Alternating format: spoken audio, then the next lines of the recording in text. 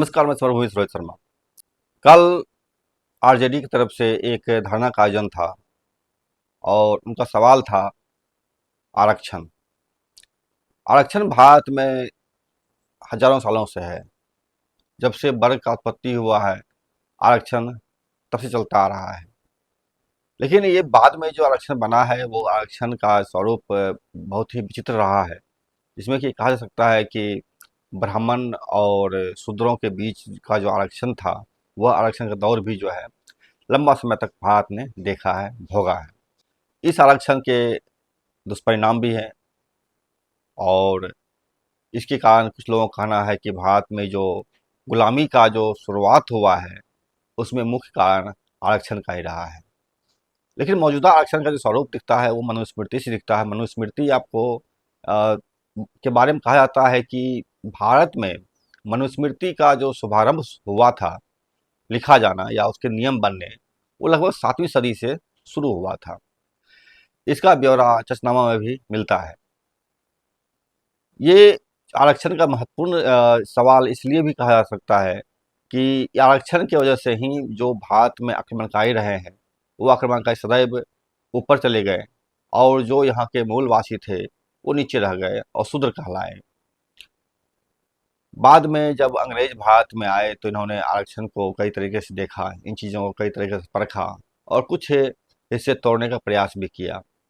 आज़ादी के बाद भारत में अंबेडकर के नेतृत्व में जो कुछ भी संविधान बना है, उस संविधान के तहत जो आरक्षण प्रावधान किया गया था, इसको भी काफ़ी लड़ने के बाद जो आरक्षण स्वरूप आप आज देख पा रहे हैं, ये आरक्षण का भी जो मामला था, ये लगभग आपको पिछली सदी के 9वें 10वें दशक में हो पाया था, जब बीपी सिंह की सरकार बनी थी।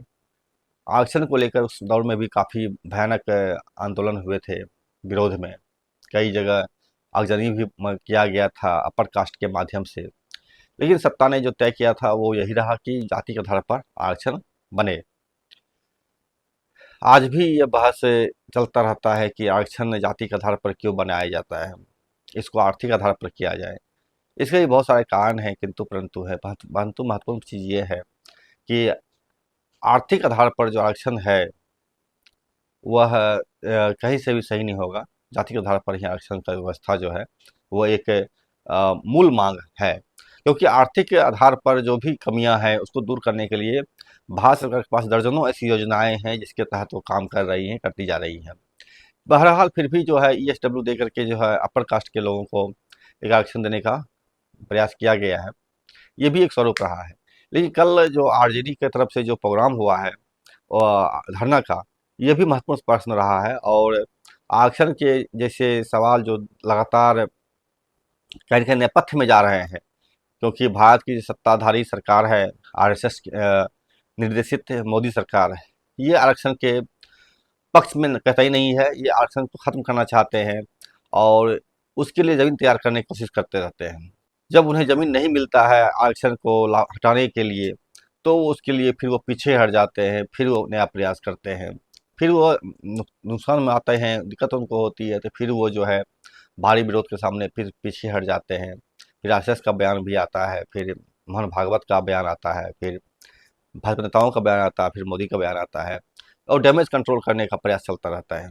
इसी डैमेज कंट्रोल और आरक्षण हटाने की प्रक्रिया को लेकर के एक लंबी कोशिश पिछले दशकों से चली जा रही है।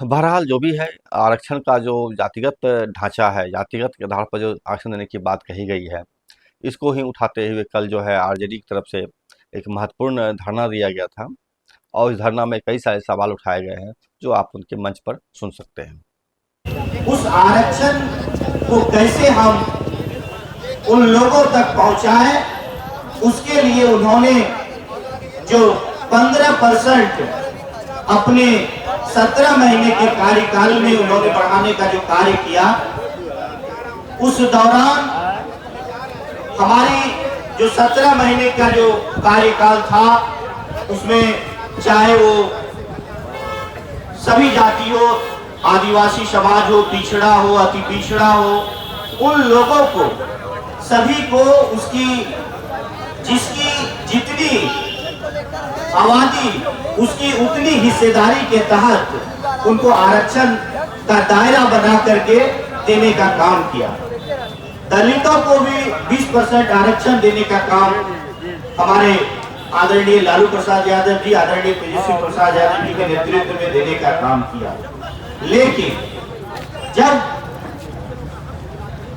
ये सब चीजों को जब लागू करना था तो इन्होंने भारतीय जनता पार्टी और जदयू के महागठबंधन के साथियों के द्वारा हाई कोर्ट में जाकर के इसे स्टे लगाने का काम किया। साथियों, हम लोग की मांग है कि जो हम लोग 65% जो आरक्षण की मांग कर रहे हैं उसको लागू करने का काम किया जाए, जिसके तहत हमारे जो वंचित समाज है उस समाज को हक अधिकार दे सके।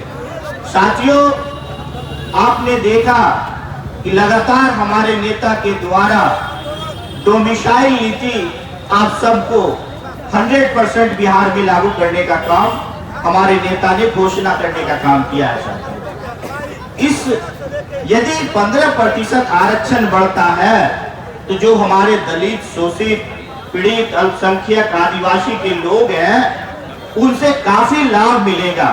खास करके हमारे जो युवा साथी हैं उनको, चाहे वो नौकरी के क्षेत्र में हो या रोजी रोजगार के क्षेत्र में हो, तमाम क्षेत्रों में उनको लाभ मिलेगा और इस लाभ के तहत हर समाज के हमारे युवा साथी आगे बढ़ने का काम होगा। साथी, तो हमारी आज की जो धारणा का मुख्य कार्यक्रम है कि सरकार के द्वारा जो दलित है, अति पिछड़ा है, हम सब चाहते हैं कि अति पिछड़ा को 25% आरक्षण दिया जाए, दलित को जो है 20% दिया जाए, आदिवासी को भी 2% बढ़ाने का काम किया जाए, पिछड़ा समाज को भी जो 18% है वो भी बढ़ाने का काम हो।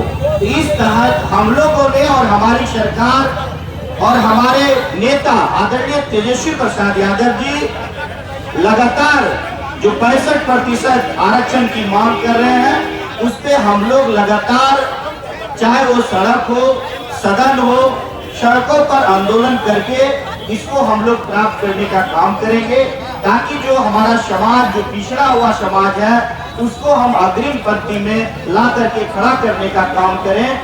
थे वहाँ पर धरना में को संबोधित करते हुए नेतागण आरजेडी की तरफ से, और इन सवालों के साथ साथ जो महत्वपूर्ण सवाल ये भी रहा है कि आदिवासियों को 2% आरक्षण देने की बात है, तो ये ठीक है कि जितनी संख्या भारी उसकी उतनी हिस्सेदारी, ये स्लोगन सही है, लेकिन आदिवासी को अधिक देने की जरूरत है, आरक्षण की जरूरत है, क्योंकि उनको जो है निश्चित तौर पर आज जिस तरह से सत्ता दमन कर रही है उनके ऊपर, उस जंगल जमीन को उजाड़ा जा रहा है, उखाड़ के फेंका जा रहा है उनको, ऐसे में उन्हें 2% ही नहीं बल्कि उनको एक विशेष ज़रूरत है, होनी चाहिए, ताकि वो अपने आप को सर्वाइव कर सके, इस देश की मुख्य धारा से जोड़ सके।